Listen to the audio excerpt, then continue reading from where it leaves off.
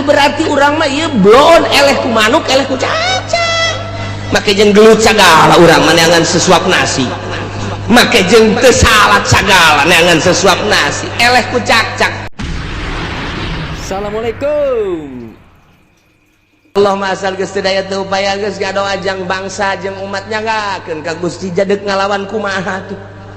Dek ngalawan kumaha aja bejana asal ngalawan rantai asal ngalawan rantai jeung teu puguh pamimpin namun puguh pamimpin mah siap sadajan di rantai ge.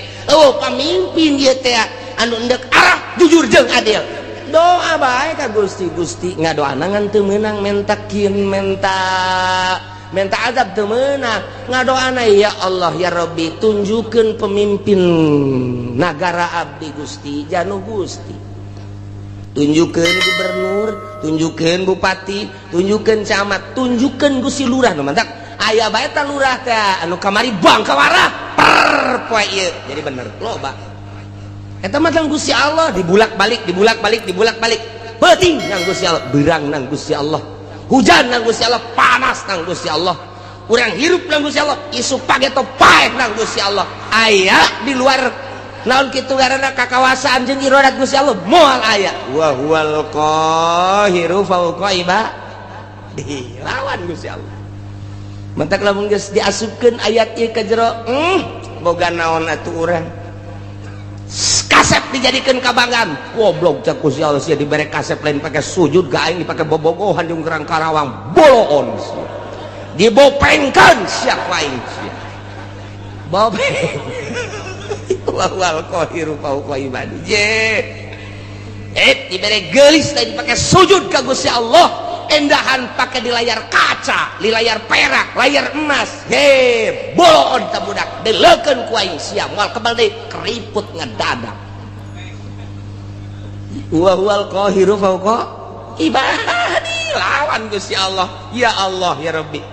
Contoh nu sugih jadi susah lain setik nu gagah jadi lemah lain setik nang saha nang Gusti Allah nu turun tina jabatanana langsung nang Gusti Allah kitu kene nu susah jadi sugih nu lemah jadi kuat anu rakyat jadi pejabat ngabuadeg ku ari mah nang Gusti Allah wa huwal qahiru fawqa ibadihi itu daya teu upaya urang mah aya nang ngayakeun Gusti Allah hiji perkara nu aya di luar pengadaan Gusti Allah nang Gusti Allah moal aya hiji perkara lain nang ngeukeun Gusti Allah moal aya atuh berarti aya jeung eueuh nang Gusti Allah hirup jeung paeh nang Gusti Allah ieu lawan ta wa huwal qahiru fawqa ibadihi. Asupkeun ka jero hate urang pelakeun tanamkeun Gusti atuh abdi mah teu aya nanaonan mata nu ku abdi dinikmati nu Gusti waya dicokot bae engke bahkan rabun-rabun ceuli nu pake ngadengekeun sagala kanikmatan suara-suara nu Gusti supaya toma ditorekeun ku Gusti nanaonan contoh tatangga abdi geus teu deuleu geus teu ngadenge dicabut ku Gusti meureun isu page toma abdi Gusti nu Gusti seserahan urang ka Gusti nyerahkeun sadaya-daya. Irung bisa pakai hirup udara nage nu Gusti anu ku urang dihisep kajero keluar oksigen alam ti Gusti sing ade teh ketika kurang dihirup aya dirinya teh nur ilahi jadi makrifat ketika kurang dihirup kadinya aya teh panyakiteun jadi darah tinggi hirup kurang jadi virus dan lain sebagainya itu ya orang menang Gusti wa huwal qahiru fawqa ibadihi sing ade dihalangan ku dokter make masker teu meunang aya penyakit asup nu pangheulana kena penyakit nu make masker jieu atuh geus ku kitu bae to ti Gusti Allah sakadar surat syariat mah horegana lamun geus cak Gusti kitu bae geus teu bisa ngan memeh datang ka hakikat eta urang dikudukeun bersyariat tetep kudu bersyariat aing mah diuk bae dahar teu dahar ge kumaha Gusti geus datang encan sia ka dinya geus datang encan lamun kayakinan sia geus datang ka dinya bakal bener tapi lamun sakadar ngadenge surah encan kayakinan mah bisa paeh kalaparan sia ulah tetep bae sapoe geus nu mere dahar main minum ji aing jadi kos kieu ya geus jadi kunang-kunang poe apa ya kurang keyakinan sebab lawan sia keyakinan ka Allah na melalui naon coba heula mentak tama kudu ditungtun ku guru thariqah untuk mencapai hakikat lantaran make contoh-contoh kapan ji keyakinan teh aya ilmu yakin aya ainul yakin aya hakul yakin lamun urang geus datang ka hakul yakin dicontohan ku cak-cak teu kudu hese Imam Syafi'i mah dina hikam nya nama nyonton make cak-cak urusan rizki teh kumaha cak-cak cicing bae hiber henteu ka mana henteu nu datang dahareunana ka nyana atuh da naonan tareungit datang ka nyana coba je jeung panyakit eta reungit nyana cicing bae cak kunaon tuh reungit ka dinya caplok paneta dahareun nu datang ngaranna dahareun tah mun urang geus boga keyakinan model cak-cak menang cicing bae urang geus lamun aya kiai cicing bae kiai cak-cak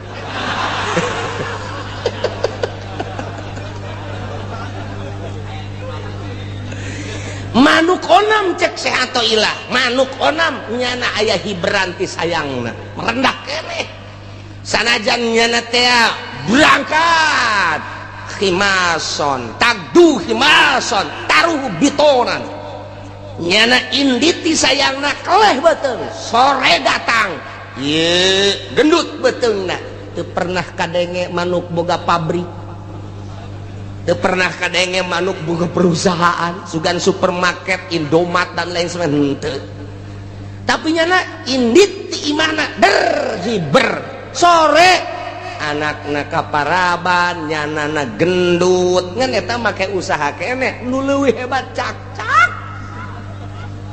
nyana mah asal keluar bae tadi paratok teh huluna cek cek cek cek cek cek cek cek cek cek cek cek kadang-kadang kupu-kupu nu gede ge kadahar bae bloon ya teu kupu-kupu deuk naon tuh kadinya ieu nang saha eta ngatur nang Gusti Allah wa huwal qahiru fawqa ibadihi gua rendut eta cak-cak pohara jasa lempang teu daun henteu dahareun udah ratangna atuh berarti urang mah ieu blon eleh ku manuk eleh ku cak-cak make jeung gelut sagala urang mah neangan sesuap nasi make jeung teu salat sagala neangan sesuap nasi eleh ku cak-cak eta cak cak cak cak cak kadengena doang kurang padahal mah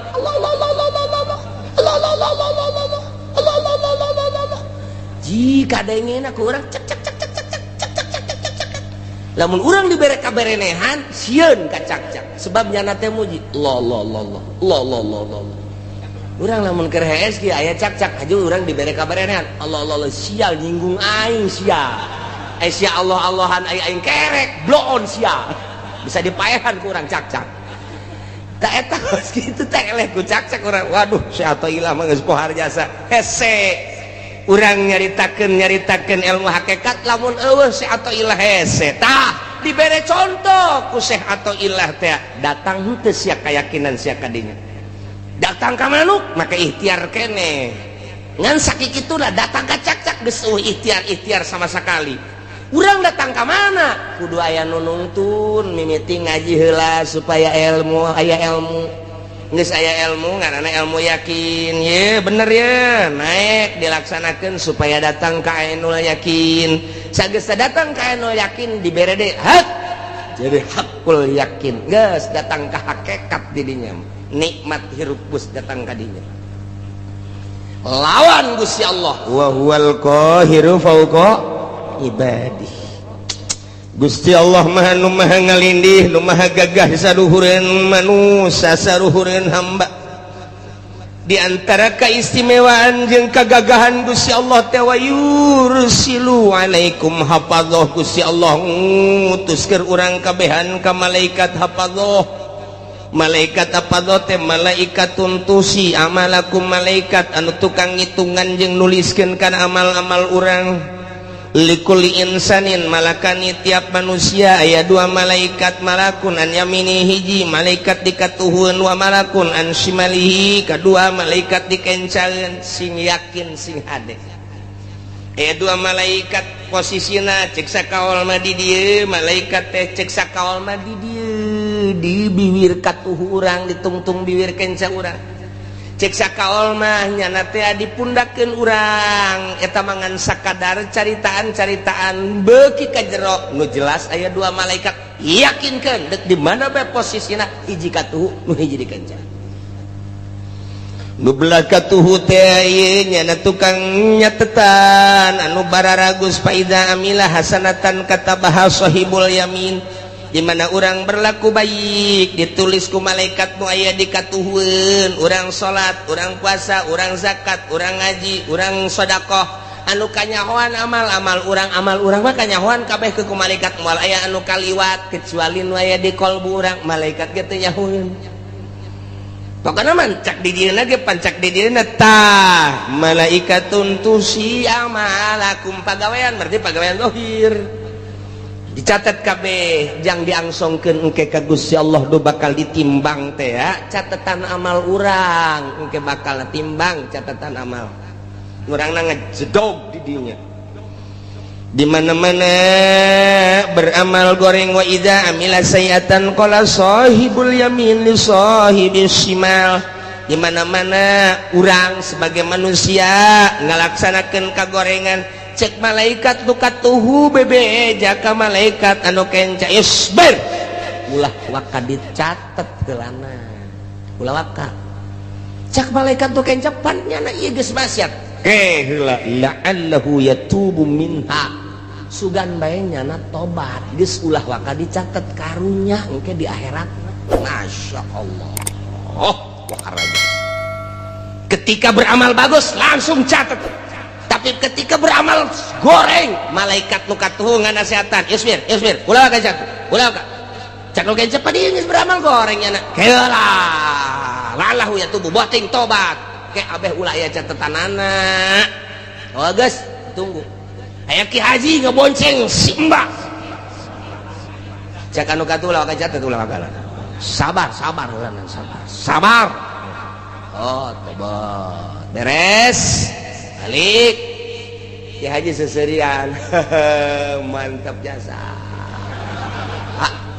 terus sabar apa ya sapeting sapeting nyana teh masih seserian kene we kakarak cak nu kencak kumaha ya catet atuh geus ku situ mah catet tapi lamun berangnya ngabonceng Simba ngabonceng Lampung putih gede adat penting nata sisa Gusti duh renganan eta lain mah rom Gusti haram nyana nyekelan kacangkeng abdi aju ku abdi direm susuna karasa katonggong aduh eta jahenya gede cenjekna susuna sotobat Gusti ka Gusti moal deui tuh teu dicatet kumaha teh cenah cak nu kenca teh geus tobat geus dicatet lamun datang ka isuk deui nyana teh tak datang ka perlakuan nyana datang ka ngalakukeun can tobat ya catat Masya Allah mantap sing ade dua malaikat na ieu lah wa yursilu alaikum hafazah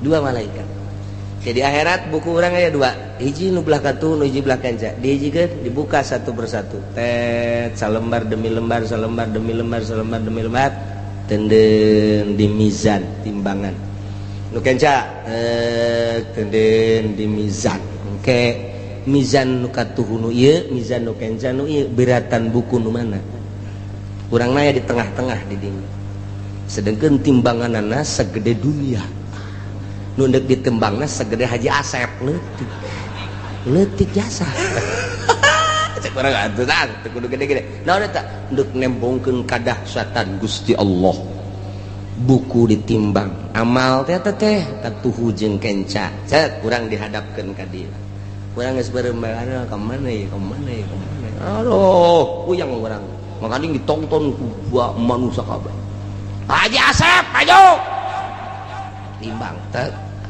caki Haji aing kumaha ieu lalakon koteng masih kena oyak-oyakan tah jelema ge mah nu kudu nu kicep-kicep ngenca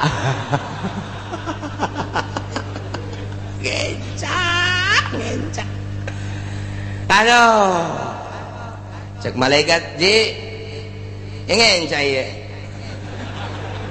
ayo amal naon emang kita coba amal naon itu numpang dahsat-dahsatna aduh iya ngaboncengan si mbak SMS-an teu katobatan eta bahaya sih ada dan lain-lain duh masyaallah inggis jasa wa yursilu alaikum hafadhah hatta idza jaa ahadakumul maut di mana sehingga datang hatta goyah lalakon hirup urang tadi dititipan dua malaikat datang ka paeh salila hirup urang terus bae diapingku dua malaikat nu mantak minimal urang teh izin ka malaikat ketika urang asup ka WC malaikat teh cicing di lawang WC eta teh neuleukeun urangnya na teh nu mantak dina ahli tasawuf masuk ka WC ge make samping lantaran bener di luar manusia teu ningali tapi ka malaikat mah neuleukeun cek malaikat aduh taki haji cek malaikat oh komo lamun awewe mah dideleukeun ih aya naonan eta kan malaikat teu boga nama lain awewe lain lalaki jadi dilewe gitu ih aya kacangan nih urang isina suka dinya sih ada mentak diuk ulah kena komo datang make naon karangaranna tilam nah hirup urang dititipan dua malaikat ieu malaikat raqib nu ieu ngaranna malaikat atid ta eta teh datang ka maut hatta idza jaa sehingga di mana datang ahadakum da kasalasiji aranjeun kabeh al mautu paeh tawafat rusuluna ngamaotkeun ka eta ahad yakni ka urang rusuluna utusan kaula nu agung cak Gusti Allah sa malaikat nu sejen deui ta mah al malaikatul muwakkaluna biqabdil arwah malaikat anu diwakilkeun ku Gusti Allah jang nyebutan roh-roh manusia bahasana rusuluna jamak tina rasulun rusul numadak al malaikatul muwakkalun malaikat nu diwakilakeun ku Gusti Allah tita nyabutan berarti loba malaikat eta nu nyabutan ngan pemimpin nama hiji malaikat Israil hiji nya ta ngan anak buahna wah geus teu ka itu layu sudah moal ka itu mantak dijamakeun rusuluna geus aya utusan anak pemimpin hiji malaikat Israil hayang nyaho sagede kumaha eta malaikat Israil teh mun hayang nyaho kagedeanana eta teh lir teh beda jeung piring nu dihareupan ku manusia dunia teh segede piring segede eblek jadi manehanana neuleukeun sapoena dua kali isuk-isuk jeung sore-sore dideleukeun ku malaikat Israil neuleuk ka lauhil mahfuz neuleuk deui ka eblekna atau ka dunya ka sore-sore neuleuk deui ka isuk-isuk neuleuk deui nu mantak dideleuh lantaran cek boy mujahid ju'ilatil ardu limalakil maut misla tosti cek ieu mujahid ti Kangjeng Nabi dijadikeun bumi pikeun malakal maut ku gedena malakal maut lir teh beda jeung ngaharupan pinggan atau ngaharupan piringnya tanawalu minha hina izin manehanana bisa nyomotan langsung lantaran segedena piring atuh deka mana sia dicomot atuh piring atuh segede piring geus deka mana sabaraha miliar manusia piring di jero piring malakal maut gitu percis sakumaha ngahareupan piring mah ya Allah ya Rabbi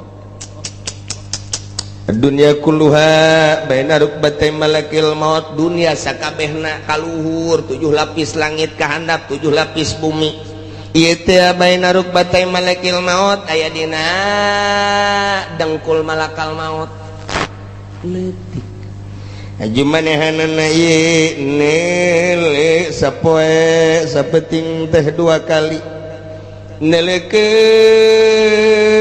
anu ragragti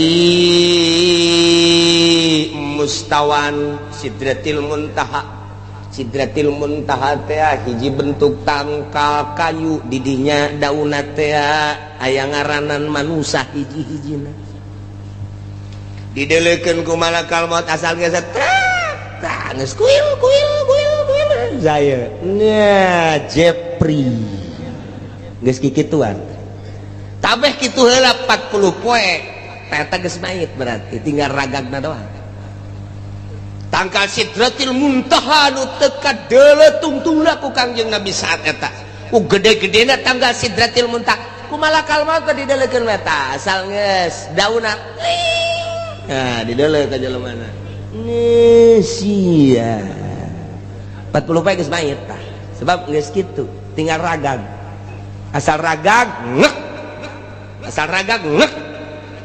tak jadi kuil-kuilan heula mentek Abdul Qadir waktu keur muriang teh waktu keur muriang geus daratang kabeh careurik cek Tuhan Abdul Qadir leuleuh ka Sidratil Muntaha dibere dibukakeun hijab ku Gusti Allah ngarannya anak masih manteng keneh encan kitu encan naon katukeun kitu ngaranna naon tah ngaplek encan ngaplek jadi masih ajeg kene cek Tuhan Abdul Qadir ulah ceurik kabeh wahai para pamajikan wahai para anak dulur kabeh lantaran abah nu ieu moal kapae gering nu ieu mah sebab tuh deuleuh masih kene can ngaplek ka hiji nomor kadua anak abah nu ngaran Abdul Razak masih kene aya di tonggong abah dibere tah Pak Haji ge engke datang ka ieu mah kitu bae lamun muriak malah kapae abah mah kadeuleuh di Sidratil Muntaha tuh teger keneh prak isukna modal nya nyahoan antak Ki Haji ieu nu rek carita paeh mah masyaallah tah mantap 40 poe ngaplek geus mait ngaranna urang ngobrol jatuh muriang deui segala rupa masyaallah geus geumor jeung mait eta teh sok aya bae teh bahasa-bahasa anu aneh bahasa-bahasa anu mengarahkeun kana yen manehanana deuk maot sering bae geus kajian kumaha ge kadang-kadang silaturahmi kaunggal dulur kaunggal babaturan aya nu kitu aya anu kieu babagi bae tah geus harta tah abah mah geus moal eta geus dibere sadar ku Gusti Allah asal geus 40 poe ragag tak langsung Israil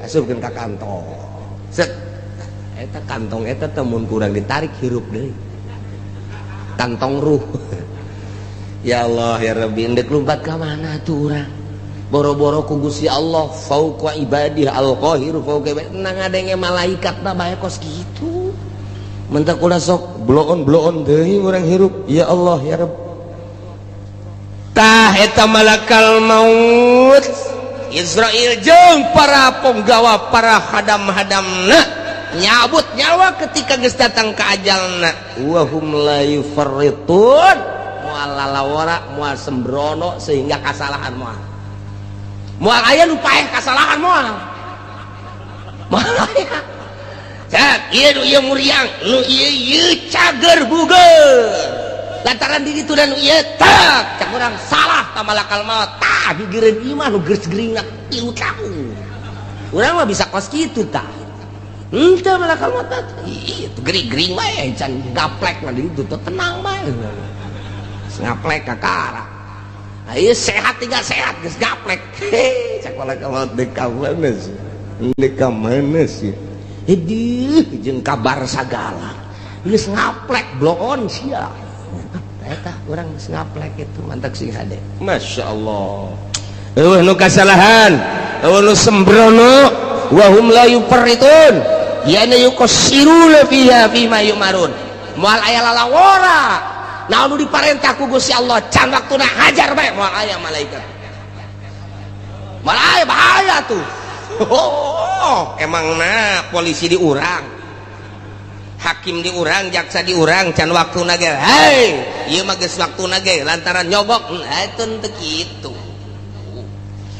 nya nama la yusuna ma amarallah geus kitu kumaha summaruddu ilallah dibalikeun ka Gusti Allah.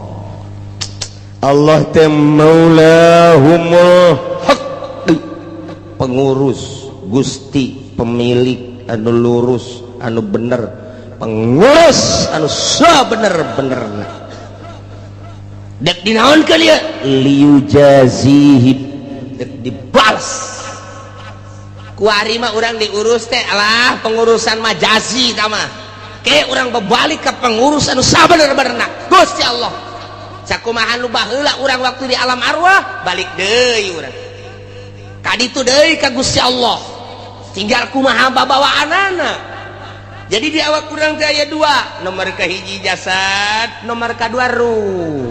Dua ta eta teh ngasukeun roh kana jasad diserahkeun ka Gusti Allah, nyanggakeun sadaya-daya wa huwal qahiru fauqa ibadi. Ai jasad makasih kandel supliun bangsa handap, zulmaniun bangsa poek, bangsa zolim awak urang, afanun bangsa bacin bau awak urang. Airuh mah latifun nazifun qahirun lelembutan lembut, bangsa bangsa uluyun bangsa luhur. Ruh mah nazifun tahirun rahmaniyun rabbaniyun irah urang.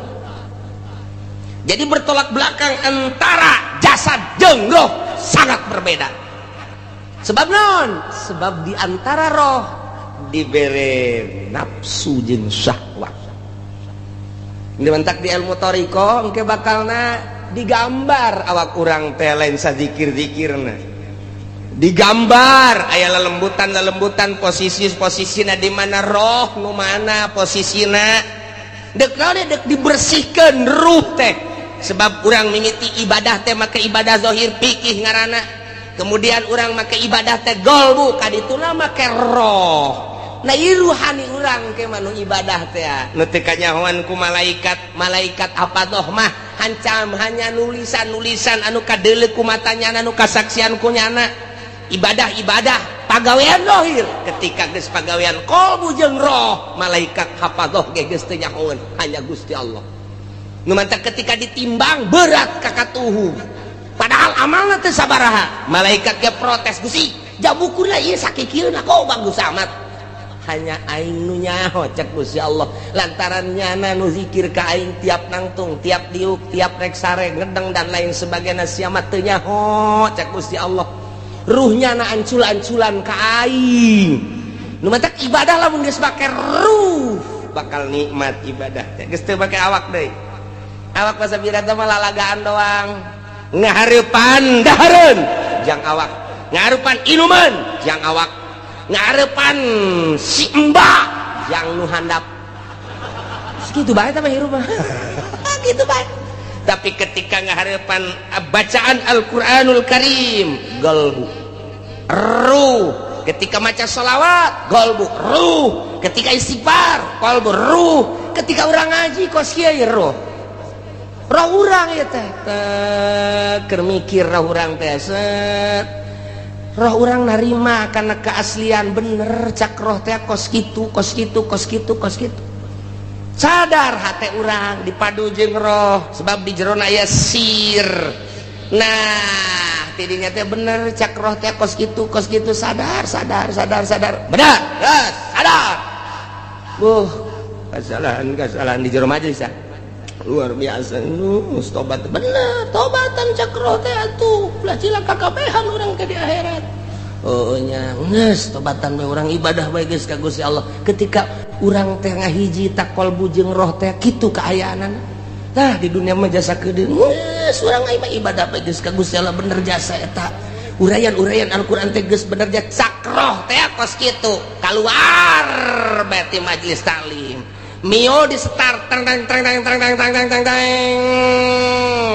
Aya bae jahe. Haji ke mana? Ke Cikupa sekian nanti kurang gendek. Emang neng jeung sa? Tadi naik angkot. Ye, Mbah Haji jeung sa? Sorangan. engko lah milu bae. Oke deh.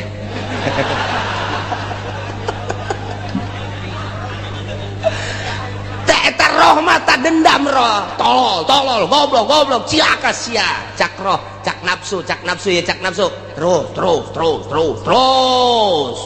Bangunna putih ya ieu mah. Cak nafsu tah hawa nafsu, cak roh ulah cilaka ya cilaka. Roh mah pancet gen nazifun, latifun, nazifun, tahirun, rabbaniun roh. Menang langsung ti Gusti Allah. Pangeulana diciptakeun teh roh memeh urang aya di alpaisana 2000 tahun sebelumnya dunia roh geus diciptakeun ku Gusti Allah. Ku ari tinggal diasup-asupkeun bae. Tata cakro teh aduh cilaka ieu asana balik ka Gusti Allah. Cilaka ieu balik ka Gusti Allah. Aduh cilaka jasa yeuh. Tetep we cakawana sudah lah roh ieu putih tanya.